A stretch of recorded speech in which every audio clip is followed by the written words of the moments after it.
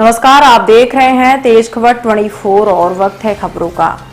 रीवा के model school के स्वर्ण जयंती समारोह में भाग लेने सहित विभिन्न कार्यक्रमों में शामिल होने के लिए स्कूल शिक्षा राज्य मंत्री इंदर सिंह परमार का रीवा आगमन हुआ है। मॉडल स्कूल के स्वर्ण जयंती अवसर पर शिक्षा मंत्री इंदर सिंह परमार ने कहा कि शिक्षा नीति को बढ़ावा देने के लिए सरकार हर तरह के प्रयास कर रही है। मध्य प्रदेश में सीएम राइस स्कूल सहित विभिन्न तरीकों से शिक्षा के क्षेत्र में क्रांति लाने का प्रयास चल रहा है।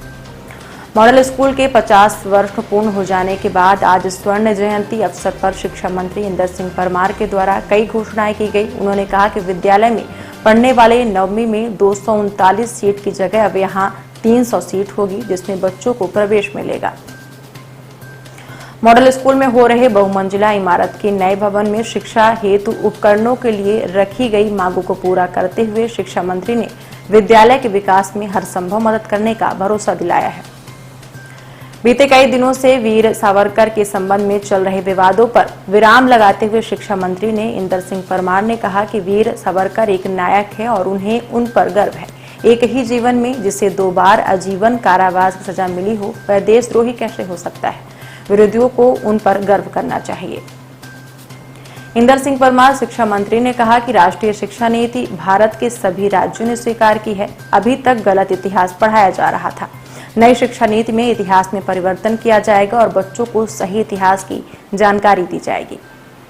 आपको बता दें कि स्कूल शिक्षा राज्य मंत्री इंदर सिंह परमार मॉडल स्कूल कार्यक्रम में शामिल होने के बाद सैनिक स्कूल में आयोजित कार्यक्रम में शामिल होंगे। साथ ही सिमरिया विधानसभा क्षेत्र के ग्राम रहट में हायर सेकेंडरी भवन एवं पहुंच मार्ग का भूमि पूजन भी करेंगे। शाम 5 बजे सीएम राइस पीके स्कूल के भूमि पूजन कार्यक्रम में शामिल होंगे, जो पूरे प्रदेश के 5 राज्यों में एक सीएम राइस का मॉडल बन रहा है। सर, ये नई शिक्षा नीति और वीर सावरकर जी का चैप्टर शामिल किए जाने को लेकर लगातार विरोध हो रहा है, क्या कहेंगे इस पे? देखिए, राष्ट्रीय शिक्षा नीति भारत के सभी राज्यों ने स्वीकार की है, जो अपनी अपनी मातृभाषाओं में देने का काम करेगी। साथ ही भारत के गौरवशाली इतिहास और अभी तक जो गलत इतिहास पढ़ाया गया, केवल गुलामी का या मार खाने पीटने का इतिहास पढ़ा गया, वो इतिहास गलत है। भारत के शौर्य और पराक्रमों को भी चिन्हित किया जाएगा और ऐसे क्रांतिकारी 1857 के आंदोलन से लेकर के तो 1947 तक जिन्होंने देश की आज़ादी के आंदोलन में भाग लिया होगा या शहीद हुए होंगे, उन सबको हम शिक्षा नीति में सम्मान देने जा रहे हैं। वीर सावरकर भी एक ऐसे नायक है जिनको राजनीतिक बंदी होकर के 2-2 आजन्म कारावास की सजा हुई है। दुनिया के इतिहास में पहले कभी ऐसी किसी को सजा नहीं हुई। एक जन्म में 2-2 आजन्म कारावास की सजा जिस वीर सावरकर को हुई है, उस पर हमको गर्व है और मैं समझता हूँ जो लोग विरोध कर रहे हैं उनको भी गर्व करना चाहिए। हम सब लोगों का सम्मान करना चाहते हैं। हमारे पाठ्यक्रमों में परशुराम जी का जीवन भी आ रहा है, हमारे पाठ्यक्रमों में महाराणा प्रताप का जीवन भी आ रहा है, हमारे पाठ्यक्रम में सुभाष चंद्र बोस, भगत सिंह, सुखदेव, राजगुरु, अशफाक उल्लाह खां का भी चरित्र आ रहा है। सभी महापुरुषों को हम लोकमान्य तिलक को सम्मिलित करने जा रहे हैं। भारत की आज़ादी के इतिहास की जब बात करेंगे तो इन सब महापुरुषों को हमको सम्मान बढ़ाना होगा। कई को तो अंग्रेजी नहीं आती थी, लेकिन अंग्रेजी शब्दों को देवनागरी में लिख करके ऐसे डाइस पर चुपचाप पढ़कर आते थे। जब भारत का पत्रकार उनसे पूछता था कि भाई साहब आपको क्या हिंदी नहीं आती है क्या, वो कहते थे नहीं, हिंदी आती तो है लेकिन वहाँ अंग्रेजी बोलने का नियम है, हिंदी नहीं बोल सकते हैं। जब अटल बिहारी वाजपेयी पहली बार वहाँ गए, वहाँ के अफसरों ने कहा कि अटल जी, हिंदुस्तान के लोग तो जो आते हैं वो सब अंग्रेजी में भाषण देते हैं, क्या आपको अंग्रेजी नहीं आती? देखिए, हिंदुस्तान के व्यक्ति ने पूछा बाकी लोगों से कि क्या आपको हिंदी नहीं आती है, और अटल बिहारी वाजपेयी जी से पूछा विदेशी लोगों ने कि क्या आपको अंग्रेजी नहीं आती है। अटल जी ने बड़े प्रेम से कहा कि मुझे अंग्रेजी आती है, लेकिन मैं मेरी मातृभूमि की सुगंध इस विश्व मंच में देना चाहता हूं और इसलिए मैं हिंदी में भाषण करूंगा, हिंदी में भाषण करूंगा। उस महान आत्मा ने विश्व मंच पर हिंदी को स्थापित करने का काम किया था।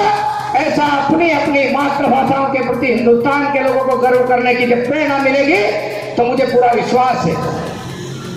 मगर हीन भावना के हिंदी में पढ़ने वाला बच्चा भी आज अच्छे स्थान पर पहुंच सकता है। कौन कहता है कि वो कलेक्टर नहीं बन सकता है?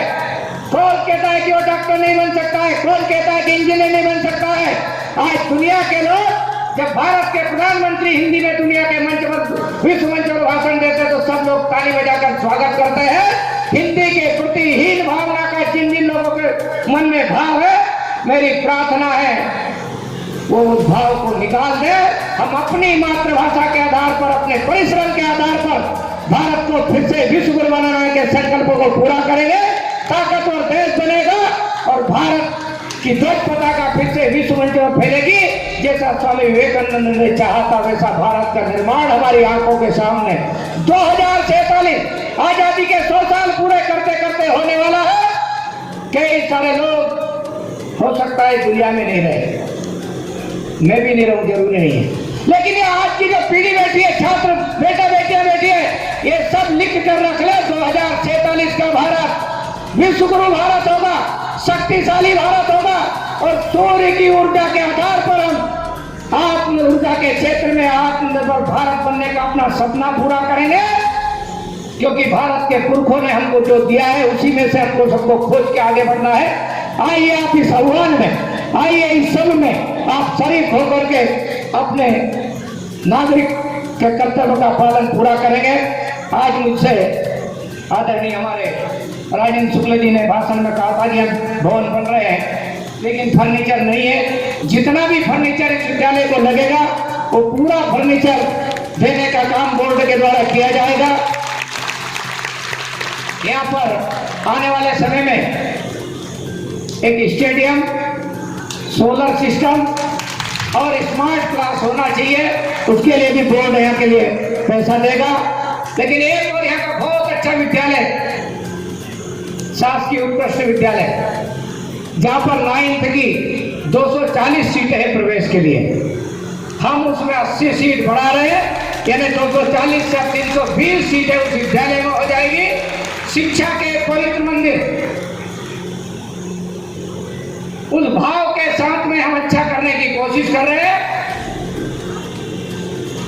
क्योंकि अब दोहरी शिक्षा और महंगी शिक्षा का दौर हम समाप्त करने जा रहे हैं। सबको शिक्षा और सस्ती शिक्षा देने का संकल्प हम पूरा करने जा रहे हैं। एक और बड़ी व्यवस्था हमारे पूर्व छात्र बैठे हैं, उन सबको प्रणाम करते हैं, उनसे एक अपील करता हूं। हमने हमारा विद्यालय, हमारा कोर्स निर्माण करने की व्यवस्था शासन में की है। हमारे पूर्व छात्र साल भर में एक बार अपने विद्यालय में आए, उस धरती को प्रणाम करें और जितना सामर्थ्य है उस विद्यालय के लिए मुट्ठी खोलने का काम करें।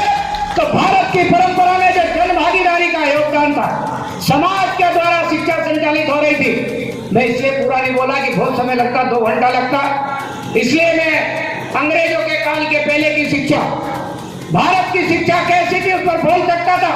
लेकिन उस समय की शिक्षा समाज आधारित थी, समाज के योगदान से चलती थी। 7 लाख गुरुकुल देश में चलते थे और भारत विश्व गुरु कहलाता था। इसलिए शिक्षा में समाज का योगदान हमेशा होता रहे। जिन लोगों ने इस विद्यालय से शिक्षा ग्रहण की है या अन्य विद्यालय से भी ग्रहण की है, मेरी प्रार्थना है कि उस धरती को हमेशा प्रणाम करते रहे। उनको आगे बढ़ने में इस धरती का जरूर योगदान है। जिस मिट्टी में, जिस धरती पर, जिस गांव में हम पैदा हुए हैं, वहां का भी कर्ज हम पर है। ये ना समझे कि वो छोटा गांव था, हम छोड़ के आ गए।